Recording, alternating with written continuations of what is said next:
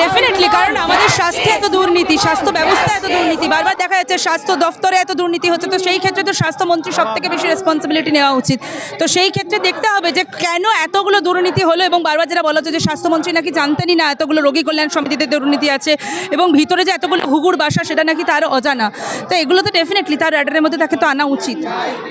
উৎসবই যে এটা তো আমাদের উৎসব না, আমাদের উৎসব করতে বলেছেন আমাদের মাননীয়া, কিন্তু এর মধ্যে একটা মেয়ে যেভাবে মারা গেল তার জাস্টিস 41-42-এর এখনও ওভার, তো আমরা এখনও কোনো জাস্টিস পেলাম না, তো আমরা কী করে উৎসবে ফিরতে পারি? আমাদের এন্টায়ার সিস্টেমটাই তো পুরো করাপ্টেড হয়ে গেছে। আমাদের শুধু জাস্টিস নাই, এখন আমাদের লড়াইটা হচ্ছে সিস্টেম চেঞ্জের, করাপশনের বিরুদ্ধে আমাদের লড়াই। আমাদের সব কিছু প্রপার হবে, তারপরেই আমরা উৎসবে ফিরব, তার আগে না। সবাই সব কিছুই জানতেন, কেন দোষীদের তিনি আড়াল করছেন শুধু তিনিই জানেন, সেটা তো আমি বলতে পারবো না। তিনি কেন দোষীদেরকে আড়াল করছেন সেটা তিনি জানেন। ওনার জন্যই আজকে এতগুলো মানুষ ঘরের বাইরে দিনের পর দিন আমরা অবস্থান করছি, প্রোটেস্ট করছি শুধুমাত্র ওনার জন্য। তা কী বলবো, এখানে উনি যদি স্বাস্থ্যমন্ত্রী ঠিক হতেন তাহলে আমাদের এতগুলো মানুষকে রাস্তায় নামতে হতো না, এতগুলো দিন ধরে আমরা রাস্তায় থাকতাম না।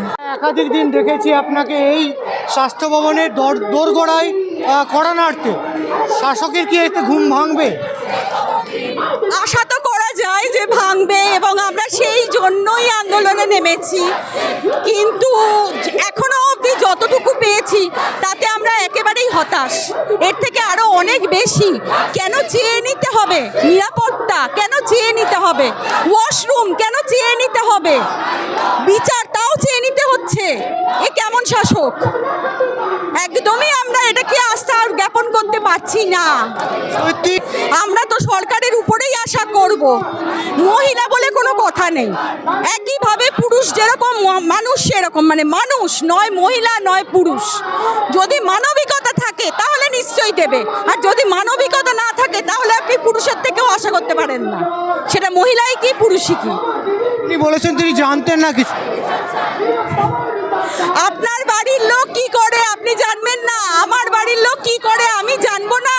যদি না জানি তাহলে সেটাও আমার অপদার্থতা, আমার অপদার্থতা যদি না জানি।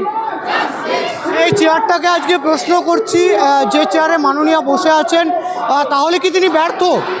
অবশ্যই, যদি বিচারের এই অবস্থা, প্রমাণ লোপাট, সিবিআই একের পর এক গ্রেপ্তার করছে, নিশ্চয়ই ব্যর্থ।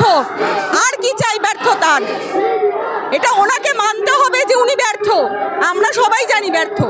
পুলিশ গ্রেপ্তার হয়ে যাচ্ছে, হওয়াই তো উচিত, হওয়াই তো উচিত, আরও হওয়া উচিত, আরও অনেক বেশি গ্রেপ্তার হওয়ার দরকার আছে। 42তম দিন চলছে অভয়া বিচারকাণ্ডে, অভয়ের পরে তো আমরা এখনও বিচার আমাদের অধরা। হাইকোর্ট থেকে সুপ্রিম কোর্ট এবং কলকাতা পুলিশ থেকে সিবিআই বারবার হস্তান্তরিত হচ্ছে, কিন্তু বিচার এখন অবধি অধরা।